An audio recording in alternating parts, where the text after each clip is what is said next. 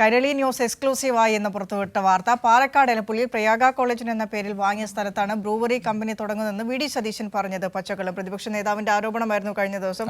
നിയമസഭയിൽ ഈ വിഷയം വന്നതുമായി ബന്ധപ്പെട്ട് വി.ഡി. സതീശൻ തന്നെ പറയുന്നു, ഇത് അഴിമതി നടത്താനാണ്, സർക്കാരിന് കൃത്യമായ അഴിമതി നടത്താനാണ്.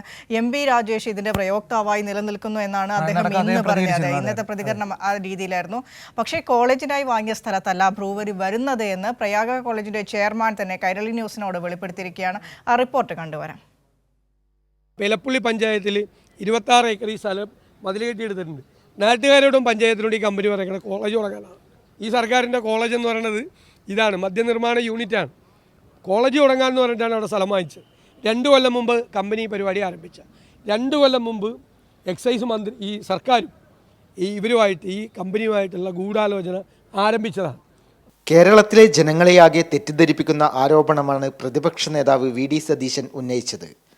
കോളേജ് തുടങ്ങാൻ വേണ്ടിയാണ് കമ്പനി 2 വർഷം മുൻപ് സ്ഥലം വാങ്ങിയതെന്ന വി.ഡി. സതീശന്റെ ആരോപണത്തിനെതിരെ കോളേജ് അധികാരികൾ രംഗത്തെത്തി.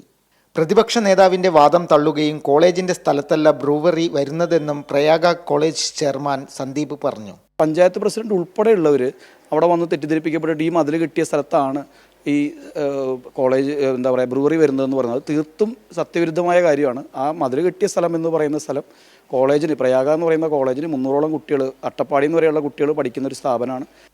കാളപെട്ടെന്ന് കേട്ടാൽ കയറെടുക്കുന്ന സ്വഭാവമാണ് കേരളത്തിന്റെ പ്രതിപക്ഷ നേതാവിനെന്ന് CPIM പാലക്കാട് ജില്ലാ സെക്രട്ടറി EN സുരേഷ് ബാബു. ഇടതുപക്ഷ ജനാധിപത്യ മുന്നണിക്കെതിരായി ഇത്തരം കള്ളപ്രചരണങ്ങൾ വ്യാപകമാക്കാൻ എന്തെല്ലാം ഇത്തരം കാര്യങ്ങൾ എങ്ങനെയെല്ലാം ഉപയോഗിക്കാം, ഇതാണ് യഥാർത്ഥത്തിൽ കോൺഗ്രസിൻ്റെയും വി.ഡി. സതീശൻ്റെയും BJPയുടെയും എല്ലാം ലക്ഷ്യം. ആ ലക്ഷ്യത്തിന് മത്സരിക്കുകയാണ് വി.ഡി. സതീശനും രമേശ് ചെന്നിത്തലയും. പാലക്കാട് എലപ്പുള്ളിയിൽ ബ്രൂവറി കമ്പനിക്ക് അനുമതി നൽകിയത് എല്ലാം പാലിച്ചുകൊണ്ടാണെന്ന് സംസ്ഥാന സർക്കാർ വ്യക്തമാക്കിയതാണ്.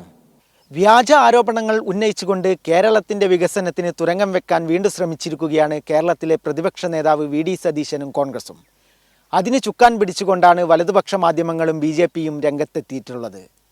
മഹേഷ് പാൽക്കാരനൊപ്പം സച്ചിൻ വള്ളിക്കാട്, കൈരളി ന്യൂസ്, പാലക്കാട്.